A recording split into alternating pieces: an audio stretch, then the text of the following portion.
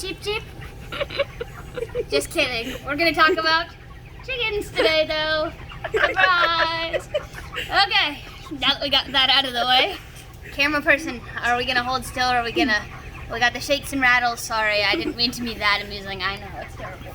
Anyway, as you can see, we're talking about chickens today. So, as most of you who have seen me present this before kind of know, guess what my next line's gonna be? That's right. Look at all those chickens. So, these are the exact same chickens that we have seen before. Clearly, they have grown a lot. So at this point, these chickens are 4 to 5 weeks old, so they are about half or a little over halfway through their life cycle, how long they're going to actually end up living here at the Ag Center. So, as you can see, why don't you zoom in on them a little bit here? Oh, camera lady. As you can see here, they are starting to mass up a ton, or as I like to tell the middle school kids, they look like baby sumo chickens now. So they have grown a lot. They spend a majority of their time now. I said, oh, chicken bite. They spend a majority of their time now kind of laying around, eating, and pooping, essentially, is about all they do at this point. So these are Cornish cross chickens. So these would be our broiler type chickens raised for meat products. Not really great in the egg production side of things, just because they grow so extremely fast. They are getting to the point now where we are beginning to be able to tell the difference in the males and females.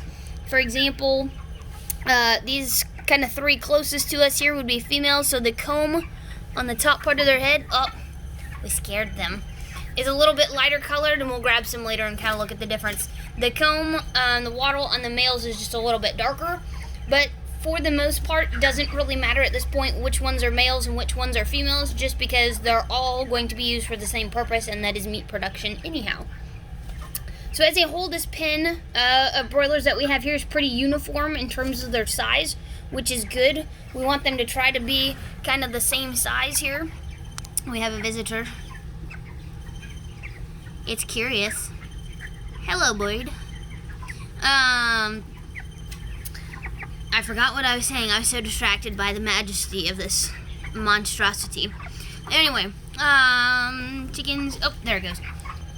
Male, female. It doesn't really matter because they're all going to go back into food production here anyway. So what we're going to do today is we're going to grab onto a couple of these things, kind of talk about them, weigh them so you can see approximately what they've been weighing now.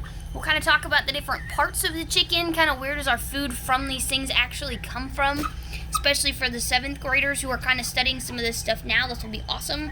For the 8th graders, kind of ties in a little bit about just food production in general. And then for anybody who's high school, you can kind of brush up on your where are the chicken parts, so I know what I'm going to order next time I drive myself to KFC because I'm tired of Taco John's, or Dairy Queen. Seems to be the popular choices around here. So I'm going to grab one of these things, and you guys are going to be able to laugh at me while I'm trying to catch one, but I'll kind of talk about how to catch these things, so they're not just going to sit still necessarily. So when I go sneaking up on them doesn't exactly work like it used to. So I'm going to try to kind of hustle and set my hands down on top of one so it can't flap around, because they're at the stage now where they're flapping when you try to grab one. So I'm going to set my hand on top of their back, and then I'm going to pick them up, but I'm going to keep my thumbs over the top of their wings with the rest of my hands around their body, so that way they're not flapping all over when I go to lift them up, because at this stage they are kind of rolling on the ground. So their litter on the ground here is basically sawdust, and obviously there's some poop and feathers. As you can see, we've got a bunch of feathers and things down here. I don't think I need to point out any poop, or as one of the as a student said the other day, oh my gosh, Miss Weeby, it looks like an emoji, when there was a large chicken turd laid on my floor at school. But anyway, you probably are familiar with what poop looks like. If not, yeah. Anyway, so I'm going to go through and try to catch one of these now. Please don't laugh when I get roasted by a chicken.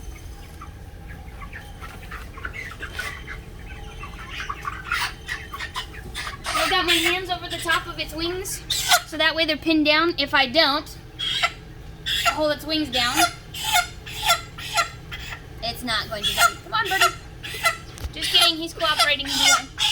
Typically, they will flap their wings and make a huge mess all over. Now, I've got him pretty secure. I've got kind of his leg between my ring finger and my pinky on this side. Same thing on this side. I've got my thumbs over his wings, and I've got control over this bird so he doesn't feel like he's falling, and that way I don't have to hug him close to me because, ew, right? So, one other thing that you'll notice is down here on the bird's chest, they spend so much time kind of laying around, and because they grow so fast and they're, you know, pretty stout bird, they've got a lot of muscle mass, they get kind of warm kind of quick. So, their feathers all get rubbed off. Not really burnt is a bad word, but they don't need their feathers on their belly or down here on their breast because they actually get so warm. So we're gonna take this guy over to our scale now that we've got him secured. We zeroed out our scale before, but anytime we're weighing, we gotta make sure our scale is zeroed, so it is zeroed. We tested it before. We're gonna put this guy on here. So this bird, for as massive as he looks, is currently weighing about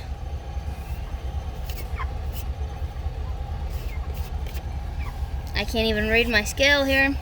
Move, birdie, you're in my light. Oh shoot, I took him off. This is how not to weigh a chicken. Whoops. We're gonna re-zero this thing out again. Okay, try this again.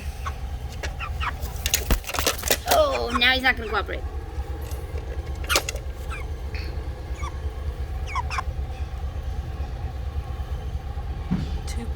2.67 pounds. Now I can read it. Okay. So, this bird, for as big as it is only 2.67 pounds. So your typical bird carcass that you would get at the store usually weighs somewhere between 4 and 6 pounds. So essentially, this bird needs to about triple in size. For as big and as massive as it looks, it basically needs to triple in size here in the next, what do we got, like 4 weeks left of its life cycle. Now, part of the reason why it looks a little bigger, compared to last time you guys saw them, they have a lot more feathers in. So even though it looks like it's got this big bulky neck, if you look, they've got quite a bit of feathers on the rest of their body. Obviously not down on their chest where we saw before, but they actually have a pretty decent amount of feathers here. Now, to kind of walk you guys through the parts and where everything comes from, we look down here kind of under the bird's belly. Not necessarily the belly, this is actually the breast of the bird. So if you see, when I wiggle the skin back and forth, that looks so fun, doesn't it? The muscles. I love birds. Sarcasm. Okay, the muscles on either side here, because you can see the dividing line right here, that's where the bird's keel bone is. So in us, that's like the equivalent of our sternum, okay? So this muscle that's on either side, that's actually the breast of the chicken. So when you eat chicken breast, or some people will slice it up into chicken tenders, that's where that comes from. Now there is an actual chicken tender, and that muscle sits right underneath the breast, right next to the keel bone. So it's a little itty bitty one that's very tender right along the inside. Okay? Now he's fluffing out his feathers. He's kind of mad at me. Now, the wing of the bird. Okay? Don't worry, I'm a trained professional. Okay? The wing of the bird, if we flap the bird's wing out like this, actually looks rather large. All of this on the end down here is all feathers. So the tip of the wing is actually that big. That's the whole end right there. Okay? The rest of that's all just feathers. The tip of the wing, no good. Okay? Tip doesn't count. Basically, that is just a couple bones with some skin on it. That's all it is.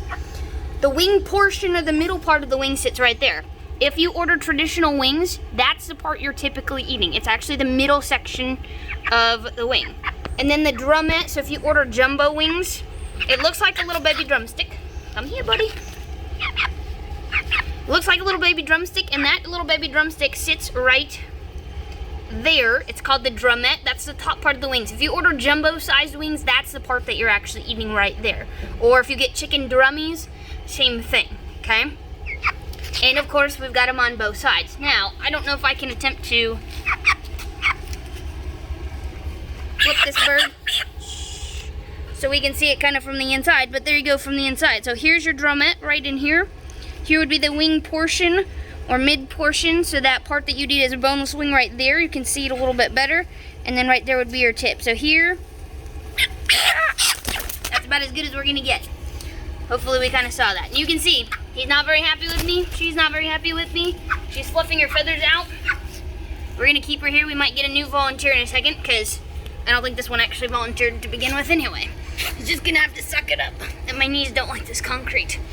Anyway, on to the next couple parts of the bird. So, the bird's leg, which you guys would typically refer to as the drumstick, that's the technical name, is right here, okay? So this part of the foot gets removed, this bottom part gets removed, we call that the paws. Yes, people will actually use those as a food-based product. Typically what they do with them is they actually will throw them in soups and stews and things like that. Now personally, the thought of eating paws kind of makes me a bit nauseous because I've seen where these birds live. However, it is a pretty big thing, apparently. You can go to Walmart tonight. They got paws, they're in a little jar. Go check them out. They're kind of disturbing. But anyway, some people will use them.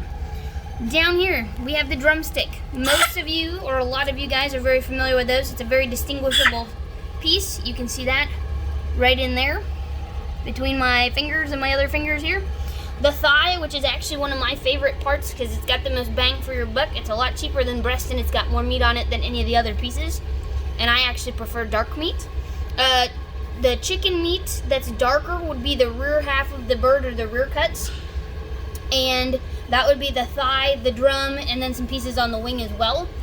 They are darker because they have more myoglobin. Myoglobin shows up in the muscle when the muscle is moving more. And some people don't like them just because it's darker. I personally think that that part of the bird has more taste. And so I like that extra flavor added into my chicken. So the thigh is actually sitting right up in here, okay? And then we've got kind of the backbone that runs right down the middle part of the bird. So, on our birds, as we're poultry judging, this would be considered kind of the front half of the bird, the wings, a little bit of that back and the breast. This would kind of be considered the back half. Oh, flasher, sorry. This would kind of be considered the back half of the bird, the back, the thighs, and the drumsticks down in here, okay? So that's kind of the parts of our bird and where they come from. Now the big question is, where are the chicken McNuggets, okay? So with nuggets, what we do is we will take out the main chunks of the bird first. So we'll take off the breast, we'll take off the wings, we'll take off the thighs, the drumsticks, and all those things. And then with all the little scraps of chicken that we have left, we'll take that muscle, we'll grind it up, and then we'll typically add different fats and flavorings and things like that to there, depending on who's making the nuggets. They each kind of have their own recipe. McDonald's nugget recipe is going to be a little different than Burger King. Burger King's different than Tyson chicken nuggets. Tyson's different than Banquet, etc., right? So they'll add their own blends of spices and things to them. They'll grind it up, and then they'll freeze it into the shape that they want it to. Typically run it through a breader, and that's basically all there is to chicken nuggets. It is just ground up chicken. Now sometimes people will take chunks of the breast and they'll cut that up and use it to make nuggets. A lot of people think that's a lot better, and it actually is better for you just because it's a whole muscle. You're not messing with as much as chopping up a whole bunch of little chicken pieces into nuggets. So that is kind of some of our parts on the chicken. Like we said, these things have to basically triple in size. One more thing we said we were going to look at quick is the differences in the males and the females, because we're just starting to be able to see those. So on this one here, we're going to assume that I'm not choking her, by the way. I have a fairly firm grasp of her, but she can definitely move and definitely breathe. Anyway, we're assuming this one's kind of a female just because if we look, this is the comb that runs down the middle part of her face. Just kidding. Down here underneath her chin is what we call the wattle. So this is a little bit lighter colored on this one. We'll try to find one that is darker colored and kind of compare and contrast. Oh, the chicken neck. We didn't talk about that. The chicken neck is sometimes used for different things. There's not a ton of muscle on it, and there's obviously a lot of bone in there. But it is something that a lot of times will get, again, thrown into soups and whatnot, or they'll pick the meat off of it, and that will be one of the things that goes into nuggets. The chicken neck is actually surprisingly long. Most of the time they have their heads kind of tucked into their bodies. Now I'm not going to hurt the bird when I'm doing this, but I am going to just give you a little demonstration on how long this neck actually can get, okay? Like I said, not hurting the bird, or not trying to hurt the bird anyway. So, you kind of saw how long it was there the first time. But, we're assuming this is a female, so we're going to go check out some of these other birds quick. Again, I've got his wings pegged down. I'm going to let him go on the ground. I'm going to see if I can find one that's a little darker colored. look the same in the light again now.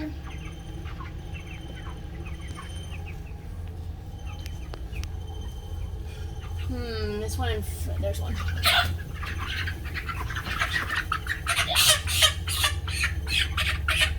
Okay.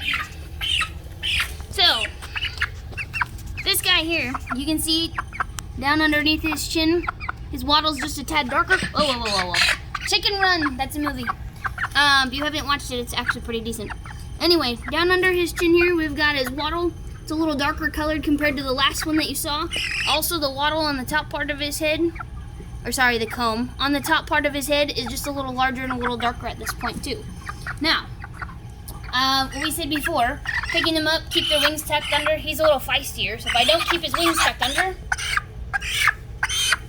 okay, he's not gonna flap either. But typically they'll kind of flap and make a huge mess here. So, you'll notice these guys are all kind of just chilling. Basically all they do anymore, eat, sleep, poop. You'll see he's not happy with me. He flipped out his feathers. Now he's gonna go tell all his friends what a mean, bossy lady that is. And so, we've pretty much talked about everything we need to talk about with chickens. So don't mind me. I've got chores to do and birds to hang out with. Oh, chip, chip.